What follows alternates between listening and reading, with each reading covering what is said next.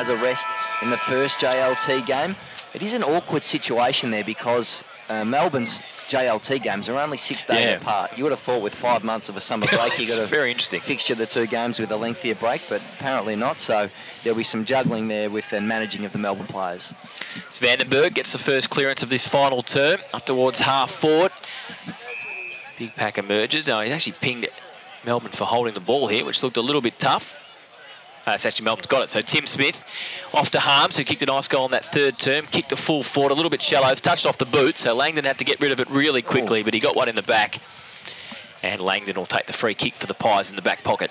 Touchwood, no injury issues for either club yet. I don't think you'd nothing no, it doesn't look like yet, it. Josh, no? No, nothing yet. Always good.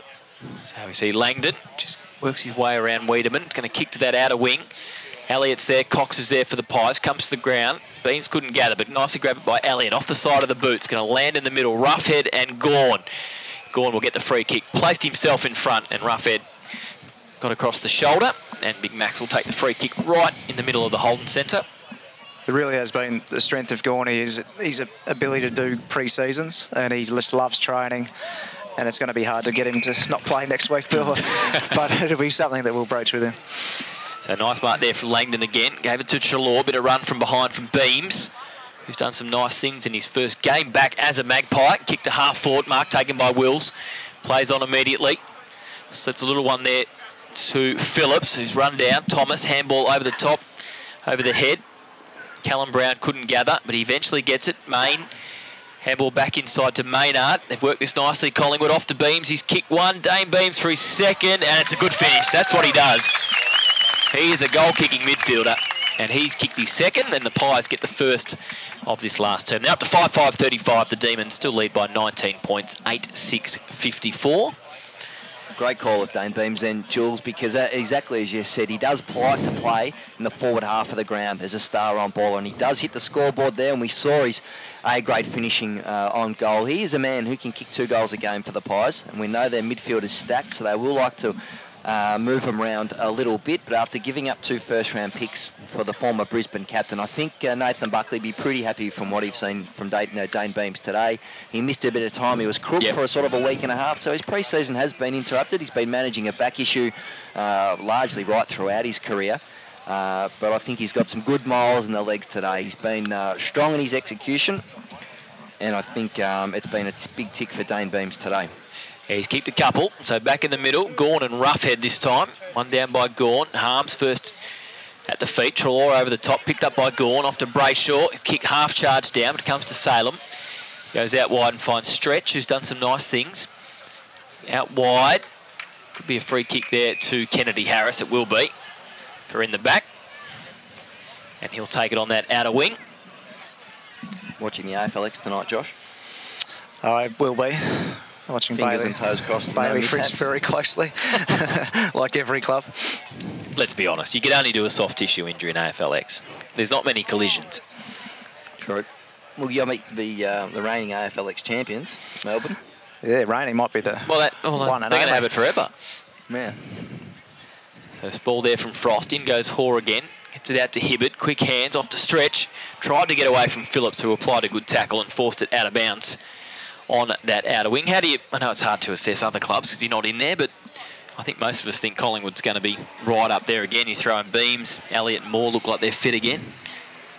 Yeah, I think they had a rough run with injuries last year, and some of their talent was not playing, and what they were able to do was really extraordinary and get that group together. And what we were really impressed by, they were just all playing for each other, and Bucks has done a great job in building that. So adding some more talent to their list is going to make them competitive again. So free kick to Harms, speared a ball down the line and found Gawn pushing forward. So he's a couple of kicks from goal. He's just going to chip a little one over the top, and there's Kennedy Harris out in front of Quaynor. Kick and a half from goal. He's going to pump this one in. He's got Bruce. He's got Wiedemann. Top of the square. Up goes Wiedemann. Couldn't quite grab it. Beautifully crumbed from Jeff Garlett. That is his strength. And he dribbles one through. Melbourne's 9th. They're up to 9-6-60. The Pies 5-5-35. As we tick up to 5 minutes in this final term.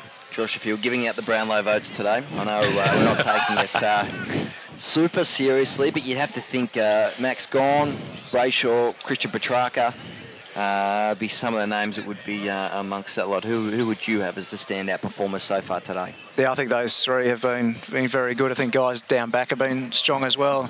I mean, Jaden Hunt, we were pretty interested in how he could go today. He's had a really good pre-season, had a disappointing season last year. So really important for him, and we'd like to see his run and dash. He's done that a few times today. So and some good contests down forward. So it's been a pretty good spread across the board.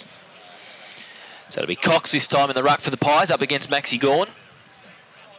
Beautiful bounce from the umpire. Cox goes early. Gawn just guides it down with that left hand, looking for Vandenberg. In goes Adams. Good strong tackle from Vandenberg. Spins out the back beams. Hurried kick inside 50. Rough head.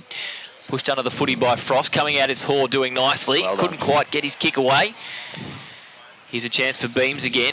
Little handball inside. Picked up by Roughhead. Spins out of trouble, but gives the ball up to Lewis. Just manages his way through traffic. Kick out wide, looking for Spargo. Just a little bit too tall. It was Aish, who's been really good for Collingwood today. Good spoil and forces a throw in just forward to centre for the Magpies. More urgency at the contest there from Jordan Lewis. Jules, again, I think it's been a pretty good day for the veteran. Yeah, I think he's certainly been one of Melbourne's best. So Gawn and Cox again. Cox gets to the front this time, guides it down, picked up by Main, off to Aish. Hurried kick to half forward. There's Hoare again, getting in front of Reid. Did well, positioned the body nicely and managed to get it out of bounds. He's going to be a nightmare picking the best 22 each week. When fit, Josh, I've tried it for both of these teams, Melbourne and Collingwood, and you're having to leave out a couple of very good players for each side. I mean, when you look at your best 22 on paper, it's you must be excited about the talent that's there. Yeah, even today we've got 9 to 10 guys you could arguably say are in our best 22 not playing, and we'd still put a team out on the park like we have. Just shows the depth we've got and how important games like this are going to be for guys to work their way into the round 1 team. Picked up by Adams, kicked to full forward. Reid and Wills were there. Comes off hands, rough head. There's Frost for the Demons. We'll have a throw in again inside 50 for the Pies. So it's a 25-point lead to the Demons. 7 minutes gone in this final term. 9-6-60 Melbourne. Collingwood 5-5-35. So Cox and Gawn again. They both miss it. Streaming through was Adams at pace, but just missed to the left-hand side. He's had a good second half. Taylor Adams. So the margin back to 24 points. You want to hit the ground running too, Josh, don't you? Because looking at your first month of games, your first block, what is it, Port Adelaide, Geelong down in Geelong, Sydney, I think you've got Essendon there, yeah. Round 3. It's not a particularly easy start to the year. I mean, you guys are going to be hitting the ground running. Yeah, you do, and you can't afford to have any slip-ups really in the competition at all. And we have got a tough draw across the season. There's different stages where there's different challenges for us and games to break and travelling. But yeah, we know what it is at the start of the year. We just got to be ready to go, make sure we're fit and compete in every game. And yeah, we saw last year how much close games can be really important. So when we get those opportunities, we've got to make sure we can nail those close ones as well. Speaking of nail it, Ben Reid's just kicked a nice goal there for the Magpies. His first, so the margin back to 18 points, 8 minutes into this final term. Which ones are the easy games, Josh? Which ones do you just pencil in at the start of the year? No, unfortunately, there's none of those. A couple of real percentage boosters about mid-season. Yeah, exactly. We jest, Jules, we jest. But in all seriousness, the AFL's almost got it what they want. It is very, very even, isn't it? I mean, there's always going to be a couple that struggle.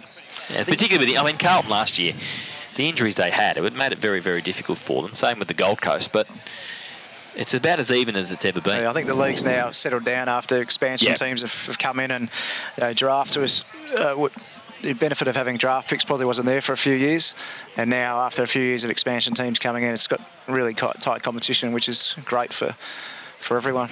It is tight at that bottom end of the ladder. I think Gold Coast and Carlton are probably the two obvious ones, and then you may be looking at St Kilda, Fremantle. I think we're in my bottom 4 as well, and Brisbane and Western Bulldogs certainly looking to charge up the ladder. But I'm with you, Josh. I think there's 13 or 14 teams who would be hoping to make the top 8 this year. I think the great thing for everyone can go back to where they put West Coast on the ladder last year. They said no Mitchell, no Prittis. Yeah. No West Coast, and they ended up winning it. I said I was dreading a West Coast grand final. Do you reckon there's been any feedback about that? Yeah, this is a little bit I'm tipping. Now, what's going on with Champion Data? Their list was rated 12th, West Coast, going into this year. How can that be? That's extraordinary. Great coaching. Must be very good coaching. So Pies moving the ball forward. Here's Wills. Oh, crunched there by Oscar McDonald. That was really well done. Came off his man and put the pressure on. Josh, who are some of the players you'd be looking to bring into your first JLT game? Is there anyone circled at the top of the list who you think would be players you want to get in and have a look at? I think just the priority guys, the big guys coming back from injury at the moment. Tom McDonald and Clayton Oliver would be probably the two that you'd think right now you'd almost pencil in. And then depending on Jake Melksham, Jack Vining, Nathan Jones, Stephen May, depending on really how we want to manage those guys over the next couple of JLTs. Clayton Oliver, Julian, is he a top 20 player in the competition? Oh, I think he is. Yeah, I think he's outstanding. I mean, his first 3 years have been unbelievable. So Josh Thomas, kick off the side of the boot, chopped off by Frost. So here's a chance for the Demons on the turnover. That ball really holding up in the wind from Hibbert. Garlett did really well. Didn't take the mark, but gathered. Handball over the top to Harms. They got the extra number here. Neil Bullen can go inside. Chooses to kick instead, up towards full forward. But Moore's read that nicely, as has Greenwood, who comes off Spargo and takes a nice mark on the last line for the Pies. So Levi Greenwood just chips short, barely the 15 metres. Mark taken by Langdon. Levi Greenwood, an interesting player for the Pies. I don't think he's going to be one who plays Not sure he's in the 22. No. But I just think with the Joel Selwood matchup round 1 against Geelong in the Blockbuster on Friday night, I reckon he'd be eyeing Joel Selwood. He's got such a good record on him. So kick out there from Moore. Now Elliott got a little hands in the back. Jaden Hunt didn't like it, but it was probably there. And Elliott will take the free kick on this near side wing with the Magpies still trailing by 18 points, 11.5 minutes into this final term. So Elliott looks to play on, a bit indecisive, and he spears it in. Poor kick in the end, and chopped off by Hoare at half-back. And that'll be 50 into the protected zone there, Brodie Myercheck. So that's about the fourth 50 we've seen so far. So if he wants, Marty Hoare can just play on straight away. He can run forward and play on, which is one of the new rules that's come in this year. Been very solid, Marty Hall. He's going to add great depth. It is a stacked back line when they're all fit, but he's certainly an option on a back flank for the D's this year. Goes out wide, looking there for Tim Smith. Couldn't quite take the mark this time. Good pressure from Langdon. 360 tackle. Ball spills. Elliott over the top. Vandenberg. Josh, it has been one of the pleasing things that you're starting to see more guys getting drafted from the VFL at different ages, and we've got examples with Marty, but also Corey Wagner, that he delisted by the Kangas, goes and plays a season of really good footy at KC Demons and gets an opportunity to come on a rookie list. And those guys, you need them on the list because they come in hungry and they want to get the most out of their opportunities. So long ball forward here from Cox. Melbourne have the numbers through Sam Frost. He should get away from Myercheck here. Does well. Just weaves through traffic, takes a bounce, spears one in. Not a great kick over the head. Magpie's got plenty of numbers here. Dacos. Handball over the top to Main, off to Beams, who's got better the longer the game's gone, but he's run down beautifully there from Vandenberg. Came from his blind spot. And that was a fantastic run-down tackle in the centre of the ground. Jules, I think that's the challenge for Sam Frost, isn't it? He's got great athletic qualities. He can read the pill. He's got explosive pace, but it's decision-making with ball in hand and some of his kicking that can let him down at times, and that was it in a nutshell. Yeah, so give that goal to Aaron Vandenberg. Fantastic tackle. They got it out wide and nicely finished there by Alex Neil-Bullen. And that's his first. He's still a bit at heart and mouth sometimes, isn't he, Sam Frost, when he's streaming out of the back line? Yeah, he's good. He's very good, and that's what he creates for us. His speed gets him to the contest, and then he gets the ball. And what we like about him is he may not know what he's doing, but neither to the opposition. I was going to ask you about those VFL players. With a couple of the new rules now, the injury replacement rule that we've seen Carlton enact with Michael Gibbons and the mid-season rookie draft, essentially. I mean, how big a recruitment zone are these state leagues going to become? Yeah, I think clubs are certainly taking it a bit more seriously now, their VFL squads, and starting to get the right types of players down there. And really, it's a great opportunity for someone, if they want to get into the AFL, to be under the nose of, in our example, playing for KC Demons, under the nose of our Melbourne coaches and our Melbourne recruiting staff every week. So you'd have to think you give yourself every chance doing that. And I think that's a bit of a trend going across all the state leagues. I think North Melbourne be looking for a key defender at the moment, Jules. There's not many left, is there? They're all gone down. Here's a chance for Bruce. Outside of the boot, didn't quite come off, but it's going to land inside 50. Maynard first there for the Pies. Tim Smith, good pressure, but just got in the back of Maynard. And he'll take the free kick at half-back for the Pies. The Demons lead by 24 points, 15 minutes into this final term. 10-6-66, Collingwood 6-6-42. So Maynard just wheels onto that left, kick to the near side, looking there for Cox. He's run under that one. Well read from Oscar McDonald. And he takes a good strong mark on the wing here for the Ds. So Oscar McDonald, you mentioned brother Tom, sitting just to her right, not playing today. Kick to half foot, just holds up a little bit. Lynch couldn't take the mark. At his feet, Garlett. Was he held? No, the umpire said play on. Langdon Beams. Handball back to Murphy. Here's a chance for Langdon, who's been pretty good again for the Pies. Switch across the other side. Here's Roughhead, the former Bulldog. That wide looking there for Phillips. Salem will come late, got the spoil in. Phillips first to recover, did quite nicely. Got it back to Main. Just goes backwards and finds Roughhead at half-back for the Pies. Josh, do you have a spot on your list at the moment? You're full. No, we have a spot. You have got a spot? Yeah. So are you looking to make an addition before the, the March 14 or 15 deadline? No, not at this stage. No, I think we just wanted to have a spot available for the mid-season draft, potentially. There's no guarantees we'll use it, but we thought it's a good opportunity to have it. So free kick here at full forward. Worst case scenario. For the Demons. Joel Smith blocked out of that contest. Kick came in from Jeffy Garlett, and he'll line up 25 out directly in front. If you had a football Olympics, would Joel Smith be your absolutely your entrant, the high jump, the shot put, etc., the long jump, the sprint? Yeah, there's some training sessions where he just dominates. And his running capabilities has really improved. He's always had the speed, but now his endurance has got better and better. And you can just see by the way he runs, it's not fair. He just glides across the ground. Yeah. So he's an exciting prospect for us. He's played a lot down back. He's playing up forward. He's done a lot of the training with the forward line, and we think along with our tools we've got down there, he'd be a pretty tough prospect to play on. Yep, nice finish. 25 out directly in front, so the Demons back out to a 30-point lead as time ticks over 16.5 minutes in this final term. Well, he's a very hard matchup because if you play a mid-sized defender on him, he's going to jump above him, isn't he? And then if you put a taller player on him, and he's got the ability to burst off, as you said. So it's a dynamic mix down there. So I'm just looking at the 6-6 and 6 rule here. So you've got Big Max Gorn, has to be a pair in the goal square. So he's in the goal square for the Demons. We look down the other end, it's Myercheck for the Pies. So it's Bruce in the ruck. Went up a little bit early, missed it. Grabbed there by Lynch. Kick inside 50 to Reid, who got out in front of Hibbard that time and took the mark just inside 50. He's been okay today, Reid. I think he's worked hard. I think after a shocking year last year with injury again, he's really looking to reclaim a spot in this Collingwood forward line. But can they play Brodie and Coxie and Myercheck? And Myercheck, the other Brodie, in the same side? I don't think they're all going to play. No, I agree with that. And Reid just sneaks that one through for a goal. So he's got 2 in the last term.